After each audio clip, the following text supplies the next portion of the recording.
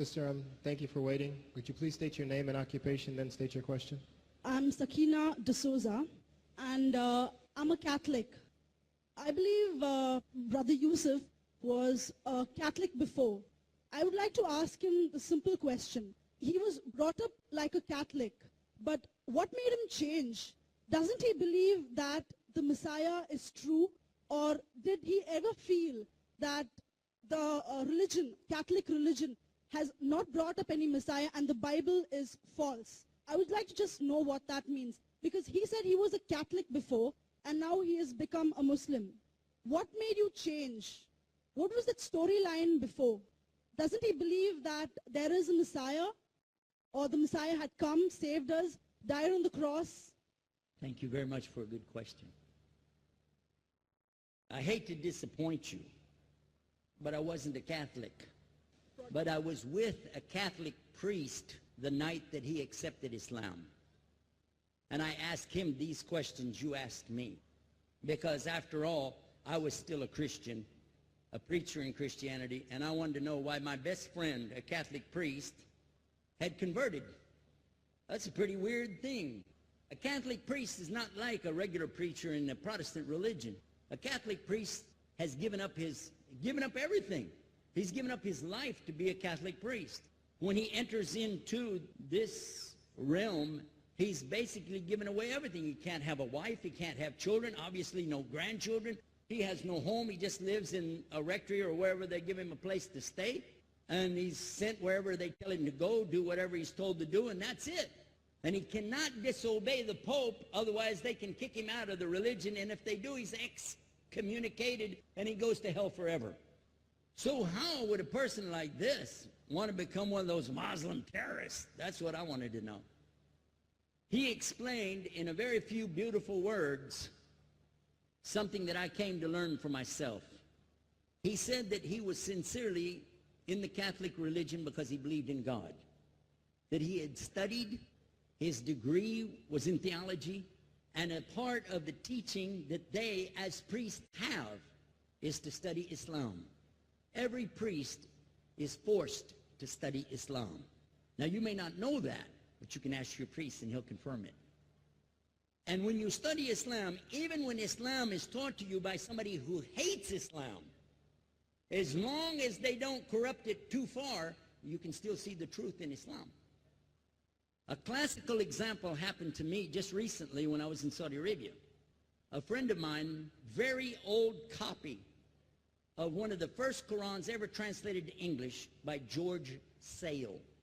George Sale hated Islam, he hated the Muslims, but when he translated the Quran to English, he was true to the text of the words. Although maybe not getting all the meaning, he certainly was true to the text of the words. I was shocked when I read it. Have you seen it? You know what I'm talking about? Amazing. And listen to this. George Bernard Shaw, for instance, is one of many, a long list of people who read this and realized the truth of Islam. When people see the truth of Islam, it can change them if they want to be guided. If they want the truth, it can change them. You might think, I'm a Catholic, I'll never be anything but a Catholic. But I'm going to ask you a question, and I want you to be honest. This is not for you to, start a debate, but just be honest. Was Jesus a Catholic?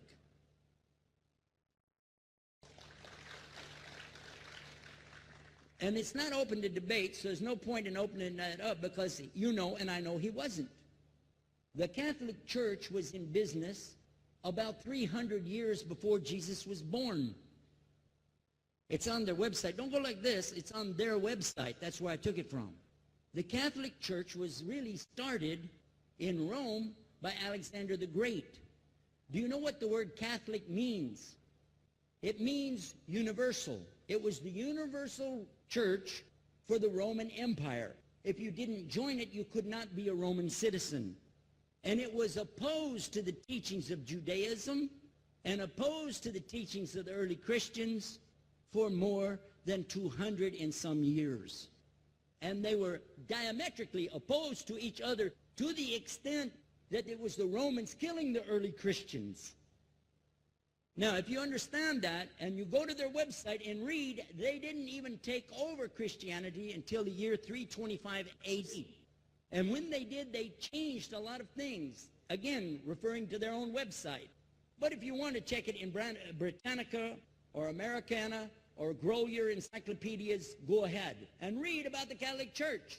When, in August of 325 AD, at the Nicaea Council, they took over, first thing they said was, let's change the date of the birth of Jesus to be the same date as that of Mithras, which was the god, one of the gods worshipped there, and also the sun god's birthday was the same day, December the 25th, believing it to be the shortest day of the year.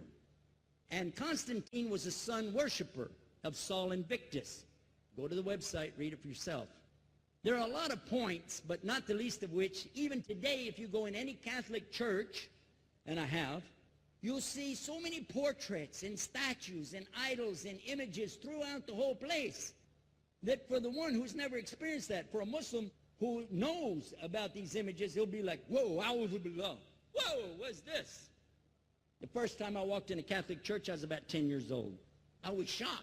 I was shocked at the idols and statues everywhere, because in the Protestant religion, we were brought up to believe that the second commandment was just as important as the first commandment. The first commandment in the Bible, in Exodus, is the same as the first commandment in the book of Deuteronomy.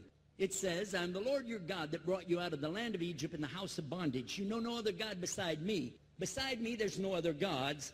Thou shalt not have any other gods beside me. How many in this room agree with that commandment? Raise your hand. You notice the Muslims are raising their hand because it means Ashhadu la ilaha illallah. That's the first commandment for us as well.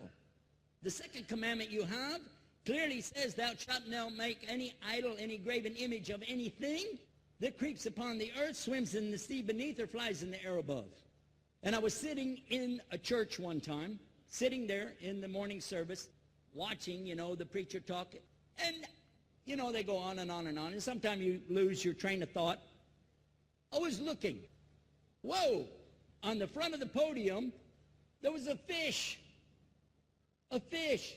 For the symbol, make you fishers of men. It had a fish. I said, whoa. Then I looked up above his head at the big stained glass window, and it had a dove, and he had the olive branch in his mouth. The dove is flying, the bird, I said, whoa. And then I look over here, and there's a cross with a man hanging on it. I said, wow, they didn't miss a single one. They got them all. Something walking on the earth, something swimming in the sea beneath, something flying in the air above. So look at these two things. Clearly, the first two of the 10 commandments, bang, bang, boom. Because if you said God is more than one, where did you get it from? When Jesus is talking to his own companions and they ask him, what's the greatest commandment? Mark 12:29. Clear. The greatest commandment is to know, O Israel, the Lord your God is one God. And you have to love him with all your heart and all your mind and all your strength. And this is no different from what Prophet Muhammad ﷺ was saying, the same thing to his people. Same thing I mentioned in the lecture. This is certainly for us the same. So what you see is Muslims practicing the commandments, and you see people claiming the commandments but practicing something else. And I have seen more converts from the Catholic Church than any other of the many sects of Christianity, and especially from the nuns, priests, and even an archbishop. And all of them are better than me.